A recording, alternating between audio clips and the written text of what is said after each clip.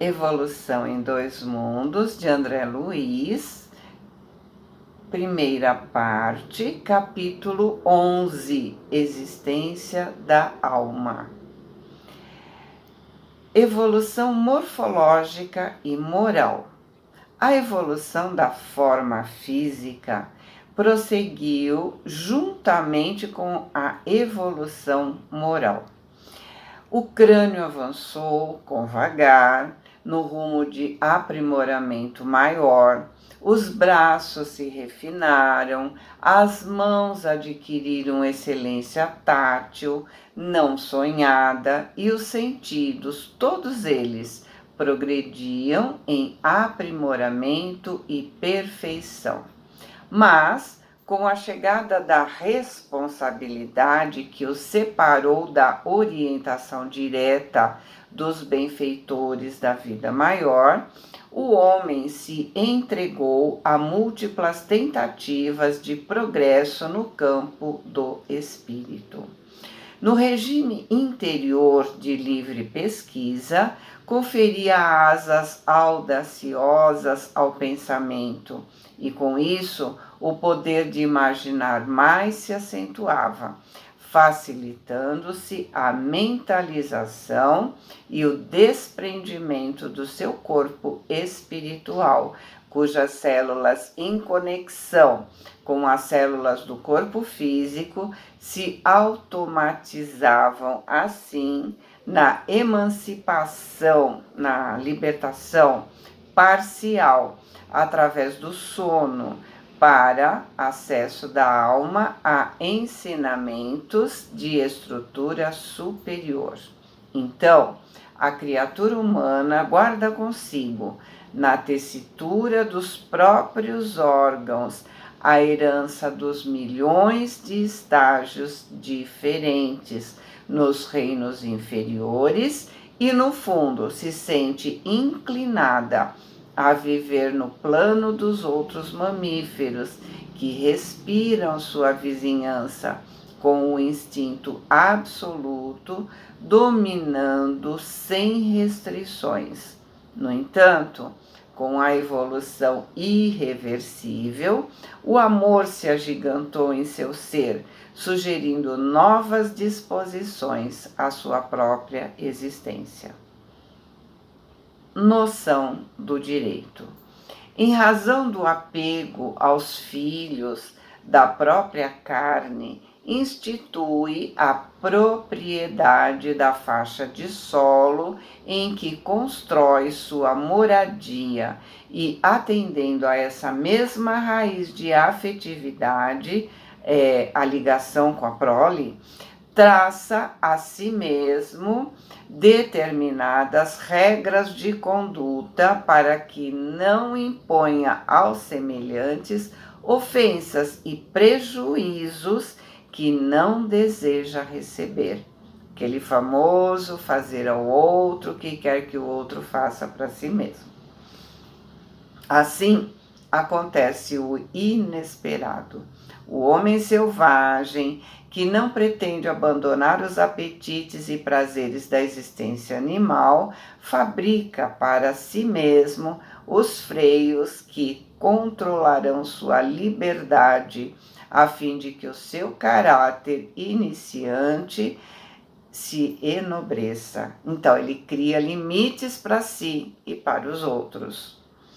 Estabelecendo a posse tirânica em tudo o que julga seu, desiste de aproveitar o que pertence ao vizinho, sob pena de se expor a penalidades cruéis. O famoso não cobiçar as coisas alheias. Desse modo, nasce para ele a noção do direito sobre o alicerce das obrigações respeitadas, ou seja, tudo pode ser feito em harmonia. Consciência desperta. É assim que ele, transformado, interpreta sob novo prisma a importância da sua presença na Terra. A despreocupação e o nomadismo não lhe seduzem mais, assim como o ciclo da infância já é passado para o homem adulto. Agora, sabe que o berço carnal, ou seja, o lugar onde ele nasceu, se reveste de significação mais profunda. Compreende pouco a pouco que a vida registra suas contas pessoais, porque aprende que pode negar o braço ao companheiro necessitado de apoio, sabendo, porém, que o companheiro poderá recusar-lhe o seu no momento em que o desequilíbrio bater à sua porta. Ou seja, pode deixar de ajudar o próximo, mas sabe que quando precisar, o outro também pode se negar a ajudá-lo. Reconhece que dispõe de liberdade para matar o desafeto, mas não ignora que o desafeto, por sua vez, também pode exterminar o seu corpo ou amargar o seu caminho. De novo, não faça ao outro o que não deseja para si. Surge o quê? A noção de causa e efeito. Percebe que os seus gestos e atitudes para com os outros criam nos outros atitude e gestos semelhantes para com ele.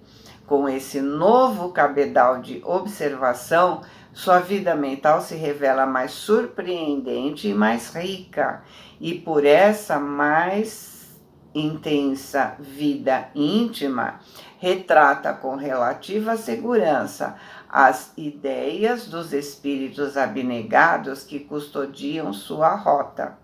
Desde então, não guarda a existência circunscrita à viagem berço-túmulo, por alongá-la do ponto de vista causa e efeito, e para além do sepulcro, em que se guarda seu invólucro anulado ou imprestável, incorporando a responsabilidade. A consciência vibra desperta, e pela consciência desperta, os princípios de ação e reação funcionam exatos dentro do próprio ser, assegurando sua liberdade de escolha e impondo-lhe mecanicamente os resultados respectivos, tanto na esfera física quanto no mundo espiritual. A larva e a criança. Nesse sentido, importa lembrar aqui, com as diferenças justas, o símile, ou seja, a semelhança que a vida assinala entre as alterações da existência para a alma humana e para os insetos de metamorfose integral, aqueles que mudam totalmente a forma. A larva, que se afasta do ovo, ingressa em novo período de desenvolvimento, que pode perdurar por muito tempo, como ocorre entre os efemerídeos, efemerídeos é aquele grupo de insetos de vida curta que serve para alimento para pequenos peixes, mostrando no começo a membrana do corpo ainda amolecida e conservando no tubo digestivo os remanescentes da gema da fase embrionária, para iniciar, depois da excreção, os processos de alimentação e digestão. A criança recém-nascida retira-se do útero e entra em nova fase de evolução, que se firma através de alguns anos.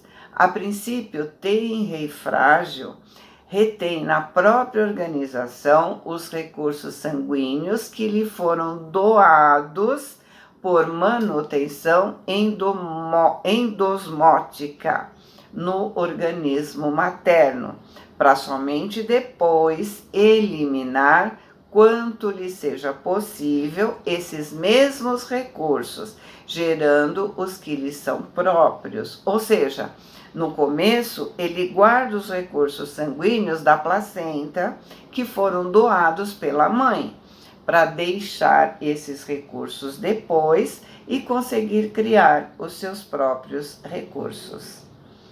Avançando na execução dos programas traçados para a sua existência, a larva cresce e recorre a matérias nutritivas que lhe garantam o aumento do corpo e, conforme a espécie, promove por si mesma a mudança de pele, indispensável ao condicionamento de seu próprio volume. Ela é pequenininha, ele se alimenta bastante, ele cresce, então a pele tem que ser tocada para poder aquele volume todo caber dentro da pele. Satisfazendo aos imperativos da própria vida, a criança se desenvolve tomando o alimento preciso, o alimento necessário, né? A expansão de sua máquina orgânica, passando a realizar por si, isto é, ao comando da mente, a renovação celular dos tecidos e órgãos que constituem o seu corpo físico, de maneira a que se ajuste a sua forma física aos moldes do corpo espiritual. Metamorfose do inseto. A larva dos insetos de transformação completa experimenta vários períodos de renovação para atingir a condição de adulto, embora permaneça com o mesmo aspecto, porque apenas depois da última mudança de pele é que se torna pupa. Pupa é o estado intermediário entre a larva e a forma definitiva. Nos insetos que têm metamorfose completa, com profundas alterações, como, por exemplo, a lagarta das mariposas. Em semelhante estágio, acusa progressiva diminuição de atividades até que não suporte mais a alimentação. Os seus instintos se esvaziam e seus movimentos paralisam.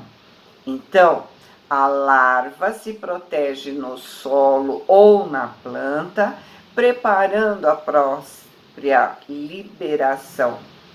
Permanece assim imóvel e não se alimenta do ponto de vista fisiológico, se encrisalidando, formando uma crisálida, segundo a espécie, em fios de seda por ela mesma, constituídos com a secreção das glândulas salivares, agregadas a pequeninos tratos de terra ou a tecidos vegetais, formando desse modo o casulo, em que repousa durante certo tempo, fixando alguns dias e até meses. Na posição de pupa, ao impacto das vibrações de sua própria organização psicossomática, o perispírito, sofre essencial modificação em seu organismo, modificação que, no fundo, equivale a verdadeiro aniquilamento ou estólise. Estólise é a morte das células, em outras palavras, né? Ao mesmo tempo que elabora órgãos novos pelo fenômeno da histogênese, que é a formação e desenvolvimento dos tecidos orgânicos, valendo-se dos tecidos que perduraram. A estólise, que se efetua por ação de fermentos, se verifica notadamente nos músculos, no aparelho digestivo e nos tubos de Malpighi.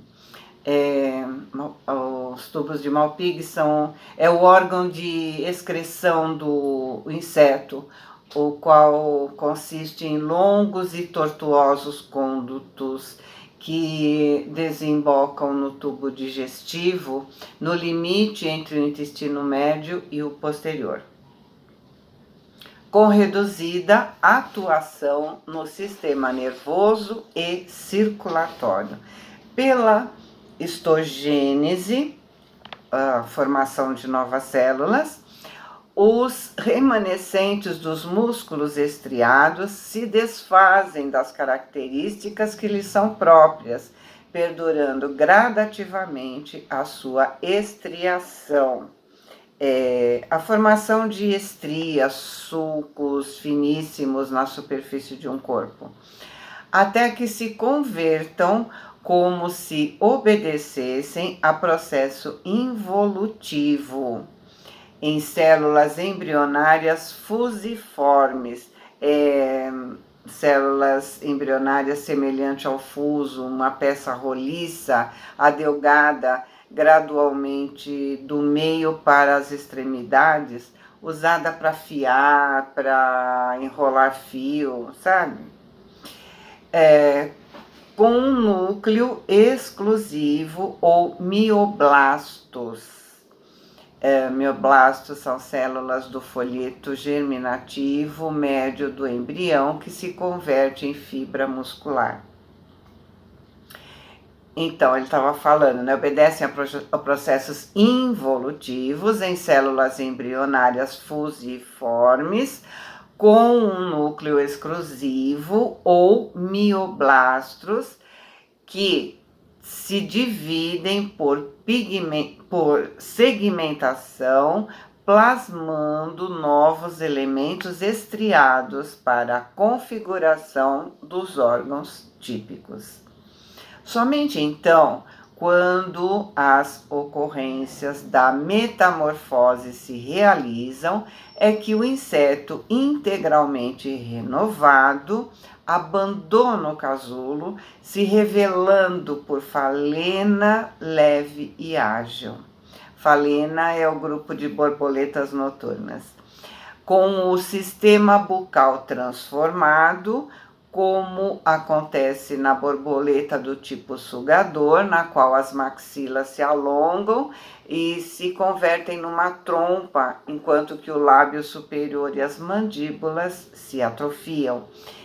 Entretanto, embora significativamente modificada, a borboleta alada e multicor é o mesmo indivíduo, somando em si as experiências dos 3 aspectos fundamentais de sua existência: larva, linfa, inseto adulto. Então ele explicou pra gente aí como é que essa metamorfose no inseto, para ele fazer agora a histogênese espiritual. Assim também, a criatura humana, depois do período infantil, atravessa expressivas etapas de renovação interior, até alcançar a madureza corpórea, apesar de se apresentar com a mesma forma exterior, porque somente após o esgotamento da força vital no curso da vida, através da senectude, ou seja, da velhice, ou do grau extremo de enfraquecimento por intervenção de uma enfermidade, é que a alma se habilita à transformação mais profunda. Nesse período característico da decadência celular ou da moléstia irreversível, demonstra gradativa diminuição de atividade, não tolerando mais a alimentação. A gente percebe, né? O idoso não quer mais comer. Pouco a pouco, inclinam as suas atividades fisiológicas e a inércia substitui os seus movimentos. Lembra no item anterior, onde ele diz que a larva vai parando de comer e entra num período de repouso? Observe o idoso, ele começa a comer menos, não quer mais sair de casa, não gosta mais de receber visita, quer silêncio, nada tá bom, vai definhando. Então, devemos ter em mente que o processo do envelhecimento é uma bênção.